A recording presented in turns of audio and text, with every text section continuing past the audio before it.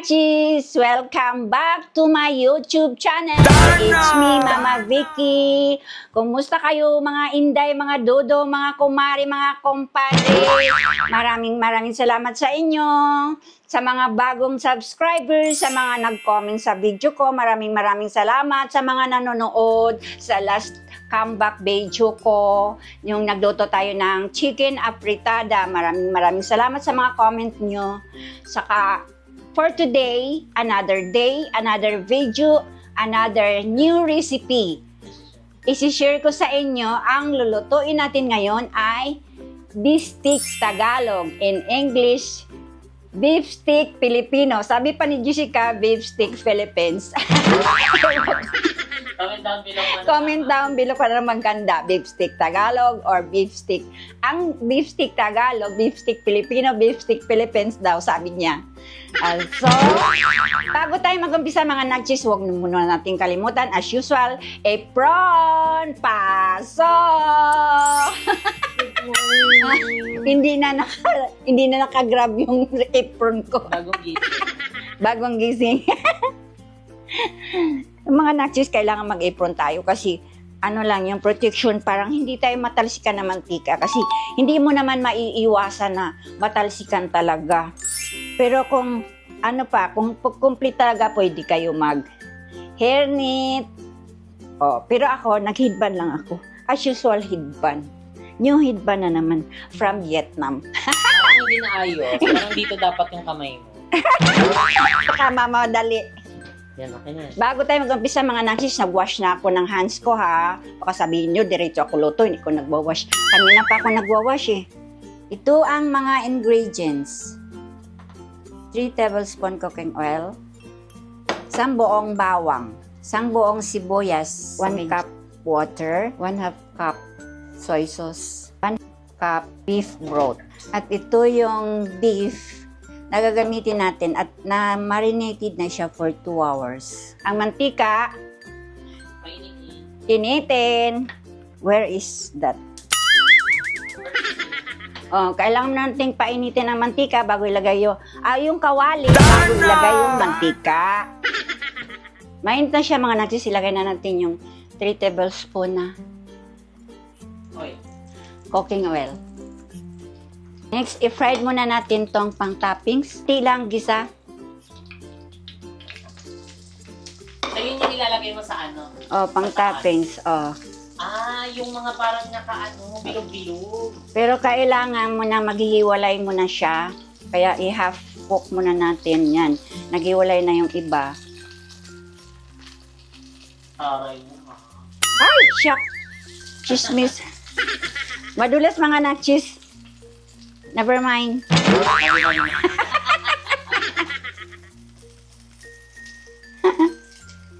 Sana for today, hindi ka naman umiyak ha. Kasi nung last vlog mo umiyak ka eh. Oo nga, mga nachis, huwag niyo ako paiyakin. Tawa lang tayo, good vibes. Naghiwalay na siya mga nachis, pwede na natin siya i-set aside. Ibalik natin siya mamaya. After. Oh. This is for toppings. Next is, kung kulang pang mantika, pwede dagdagan. Kasi mag-isa pa tayo. Dagdagan natin konti.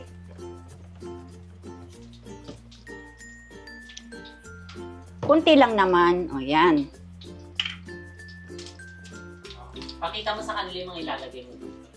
Siyempre, sibuyas. Wow, ang bango na!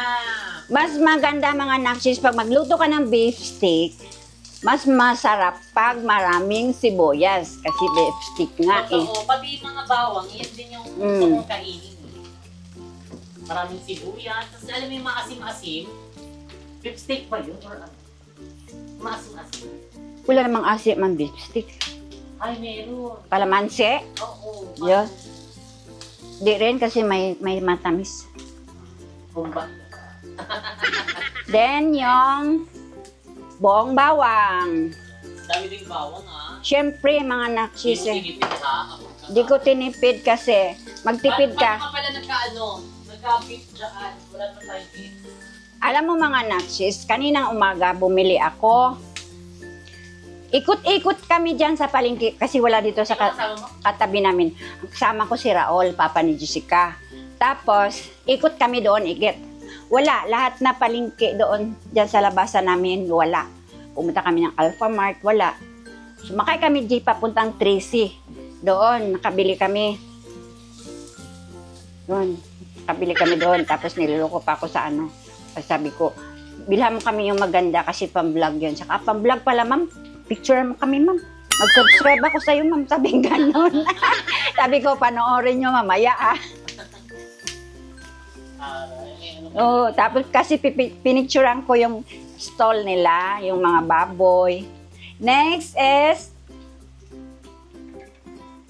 kasi na-spread na yun yung aroma ng bawang at saka sibuyas. So, aroma. lagay na natin yung gimarinate natin na baka. Bali, 1 kilo to siya mga Naxis. Saan mo siya minarinate? Marinate ko siya ng 1/4 cup toyo, yung dark toyo. Then, 1 teaspoon ground pepper. Tsaka 290 ml of Sprite. Wow, may Sprite. O, siyempre. Kasi, mas masarap. Tapos, my own version ko lang yun ha, kung sa inyo. Nasa sa inyo kung gagayahin nyo. Masarap to mga Naxis. Tsaka, 1 teaspoon garlic powder. Ay, tari pag garlic po. Garlic powder ha. Dagdag na. Marami na yung garlic, fresh garlic ko. May garlic powder pa ha. Kasi baka nga ito mga Naxis eh. Kailang, Beef steak ba? Hindi ba yan ano? Beef steak o beef steak? beef steak pag Tagalog. Pag English, beef. Hindi ba yan yung maasim? Or iba rin yun? Hindi to maasim kasi siyempre may kalamansi juice pa pala. Nakalimutan ko 3/4 cups of calamansi juice. Yung ang number 1. Oh, ngayon mga Naxis, nagsaing na ako. Baka masarapan to siya. Damihan niyang kain. Damihan niyang kain ng kanin. Siyempre pag masarapan ka, di ba? Madamihan mo kain ng kanin.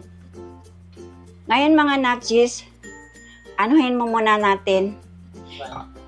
I-set aside muna natin to. Mamaya titimpla natin ulit kasi yung pwede pinakasos namin. Yung mismong pinagbabaran niya. Pinagbabaran niya, titimpla natin ulit. Parang, yung kunti lang naman. Oo. Tapos ito, pakuluan muna natin for 20 minutes. Takpan, para mas lalong lumambot. So mga Naxis, balikan natin siya after 20 minutes.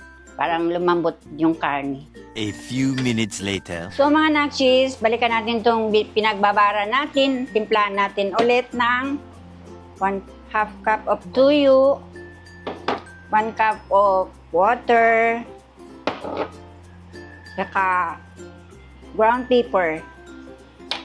Pero nasa sa inyo kung lagyan yung sugar. Kami, hindi na siya lagyan namin ng sugar kasi may Sprite na siya nung bago namin yung... Ito, may Sprite na to eh. Yung pinagbabaran, may Sprite na siya kasi hindi na pwede lagyang asukal. Matamis na yun. So, tingnan natin kung tuyo na siya. O, see, mga Naxis, tuyo na siya, o. Pwede na natin ilagay yung pinagbabaran natin. O. Yung ang pinaka-sauce niya. Tapos, lagyan natin ng beef broth. Parang maano yung kuan. Lamnam. Tsaka lalo siya lumambot. Then, mag-antay tayo ng 20 minutes. Lambot na siya. After 30 minutes, balikan natin. A few minutes later. So, mga tagtis, luto na ang ano natin, niluluto na beef stick, Tagalog. Ilagay na natin yung ring onions. Nagugas na ako ng kamay.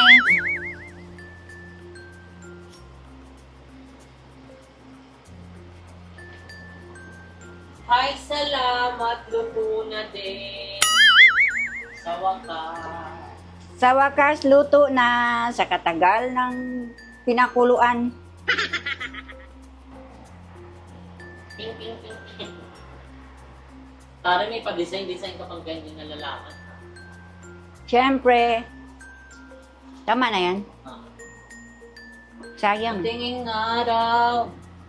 Wow, ping, ping, ping, ping, ping, ping. Taray, luto na ang beef steak Tagalog ni Mama Vicky. So mga nachis, finally, luto ng ating beef stick Tagalog.